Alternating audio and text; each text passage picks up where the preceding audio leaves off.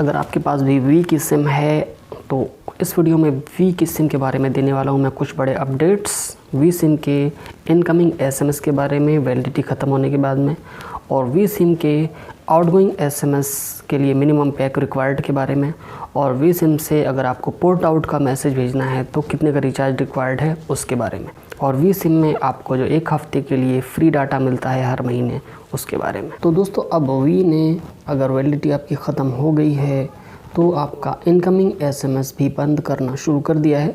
मतलब अब आपको ओटीपी नहीं आएगा। एसएमएस के मामले में कस्टमर्स को पूरी तरह से ब्लैकमेल किया जा रहा है।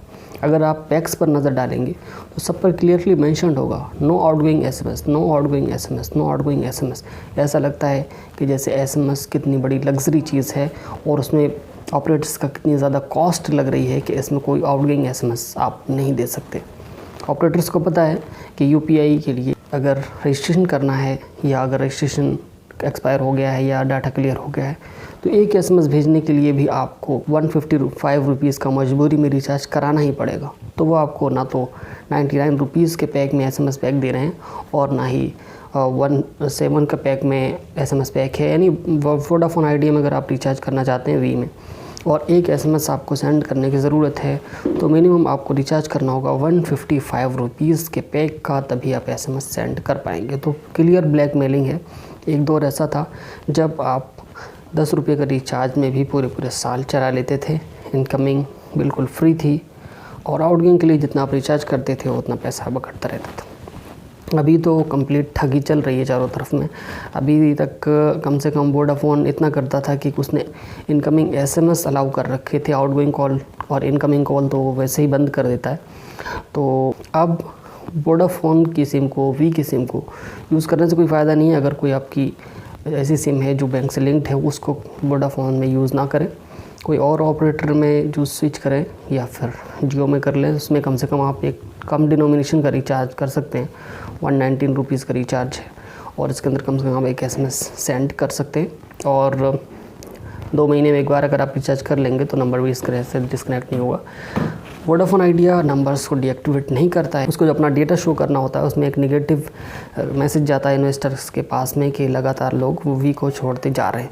तो अपने कस्टमर्स को एक्टिव रखने के लिए महीने में एक बार वो 7 दिनों का पैक आपको फ्री में देता है डेटा का, और पहले उसमें कॉल भी अनलिमिटेड फ्री रहती थी।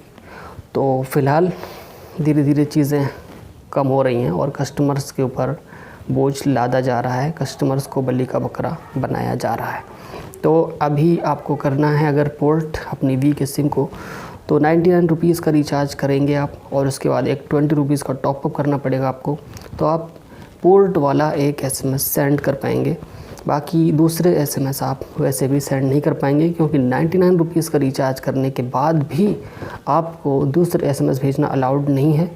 सिर्फ पोर्ट का एसएमएस आप भेज सकते हैं। तो पोर्ट का एसएमएस सेंड करने के लिए मिनिमम रिचार्ज जो वोडाफोन में है वो है 99 रुपीज़ का। वो करके आप अपनी सिम को किसी दूसरे ऑपरेटर में स्विच कर सकते हैं, क्योंकि अब जब एयरटेल का भी वही हाल है और वी का भी वही हाल है तो इतने ख़राब नेटवर्क में रहने से कोई फ़ायदा भी नहीं है जब आपको कोई एक्स्ट्रा फैसिलिटीज़ के साथ मिल नहीं रही है। तो कम से कम ओटीपी और नंबर्स आप वी के न रखें। बाकी कोई फालतू नंबर्स हैं एक जिस पर आपका कोई बैंक का नंबर लिंक नहीं है वो रख सकते हैं, क्योंकि महीने में एक बार वी आपको 1 हफ्ते का रिचार्ज 1 GB पर डे का फ्री में देता है। तो डेटा यूज़ करने के लिए आप इस तरह से डेट वाइज 4 सिम अगर ले लेते हैं तो आपको पूरे महीने 1 GB डेटा करके मिलता रहेगा। तो ये थी अपडेट वोडाफोन आइडिया की, जिसमें आउटगोइंग एसएमएस के साथ साथ अब इनकमिंग एसएमएस भी आपका बंद हो जाएगा वैलिडिटी ख़त्म होने के साथ ही। मिलते हैं किसी और वीडियो में। Thank you so much for watching this video friends.